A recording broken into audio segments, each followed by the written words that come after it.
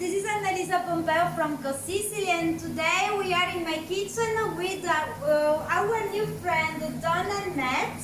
Matt is a little shy, but it's okay. It's okay. And we are preparing what, Donna? Chicken cacciatore.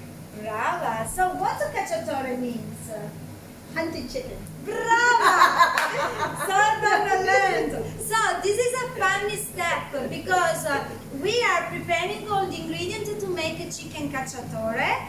So carrots, celery, onion, garlic and all the stuff. But it's important now that we do something to the chicken. We need to massage. the chicken. And I remember how we're twins in the States, in Mississippi, the Trapani brothers. I met two very, very funny brothers in the States. Right. And they were terrific in massaging the chicken. So now we are massaging the chicken.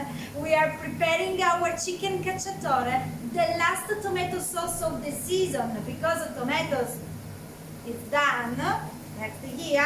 If you preserved and you heard my advices, you will eat in your preserved can.